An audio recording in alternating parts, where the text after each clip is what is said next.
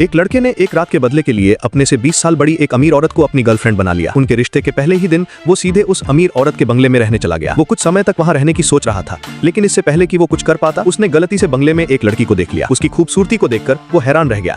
इससे पहले कि वो कुछ समझ पाता, उसकी अमीर गर्लफ्रेंड अचानक उसके पास आ गई। उन दोनों को एक दूसरे की तरफ देखते हुए देखकर ये साफ था कि वे दोनों एक दूसरे को जानते थे। Я вообще была не в курсе, что ты здесь. Ты сюда никогда не приезжаешь. Это мой дом. Когда хочу, тогда сюда и приезжаю. И мой, если что, тоже. С какого перепуга я должна уезжать? दरअसल वो लड़की उस अमीर औरत की बेटी थी। वो स्कूल नहीं जाना चाहती थी, इसलिए वो स्कूल से भागकर इस गांव के बंगले में आ गई थी। उसे बिल्कुल भी अंदाजा नहीं था कि उसकी माँ भी यहाँ छुट्टी मनाने आई हुई है, और वो भी अपने साथ एक ऐसे बॉयफ्रेंड के साथ जो लगभग उसी की उम्र का था। अपनी बेटी के आने से अपने प्लान्स में रुकावट देखकर वो अमीर औरत बहुत गुस्सा हो गई। लेकिन कैथी को भी, जो उस लड़की का नाम था, उस लड़के में दिलचस्पी थी। भले ही वो उसकी माँ का बॉयफ्रेंड था, लेकिन वो जैक के पास जाने से कभी नहीं हिचकिचाई और उससे सीधे सीधे पूछने लगी कि उसकी अपनी जवानी और उसकी माँ की मैच्योरिटी में से ज्यादा आकर्षक कौन है। Откуда ты это знаешь? Это любой дурак знает. Ну, спасибо.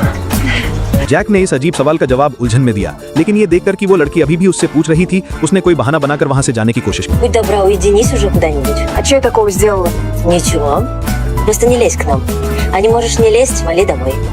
सौभाग्य से उसकी गर्लफ्रेंड सही समय पर आ गई और इस अजीब स्थिति को संभाल लिया। अपनी माँ के उसे भगाने के बावजूद कैथी का वहां से जाने का कोई इरादा नहीं था। जब वे दोनों झील के किनारे धूप सेकने गए तो कैथी चुपके से अपनी माँ के बेडरूम में गई और उसकी सेक्सी नाइटी को अपने ऊपर रखकर काफी देर तक देखती रही। वो लगातार ये सोच रही थी कि वो अपनी माँ की जगह कैसे ले सकती है। जब वे दोनों वापस आए तो उसने जानबूझकर जैक से टकराने का नाटक किया और अपनी भावनाओं को छिपाते हुए इशारों में अपनी पसंद बताई। भले ही वो अमीर औरत नहीं चाहती थी कि कैथी यहाँ आकर उसके प्लान्स में रुकावट डाले, लेकिन वो उसकी बेटी थी, इसलिए उसे चुपचाप उन तीनों के साथ थोड़े समय के लिए रहने के लिए मान जाना पड़ा। जब अगले दिन वे फिर से झील के किनारे धूप सेकने गए तो कैथी भी उनके पीछे पीछे आ गई और बिना किसी हिचकिचाहट के जैक के बगल में बैठ गई। ऐसा लग रहा था कि वो जानबूझकर जैक को अपनी पसंद बता रही थी। उन दोनों को मजेदार बातें करते देखकर ईर्ष्यालु अमीर औरत तुरंत उनके पास आई और अपनी बेटी को, जो उसके प्लान्स में रुकावट डाल रही थी, भगा दिया। गुस्से में कैथी बंगले में वापस आ गई और अपना सामान पैक करके वहां से जाने की तैयारी करने लगी। वो अपनी माँ को अपने बॉयफ्रेंड के साथ अपनी आंखों के सामने प्यार करते हुए नहीं देख सकती थी। Хотел извиниться за то, что так вышло.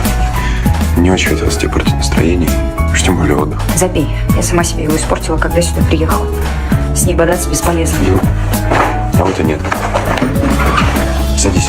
जैक के उसे बहुत मनाने पर कैथी ने अपना मन बदल लिया। अगर उसकी माँ इतनी खुली सोच वाली हो सकती है तो वो क्यों नहीं। उसने अपनी माँ को अपने एक्शन से ये दिखाने का फैसला किया कि वो भी कम नहीं है।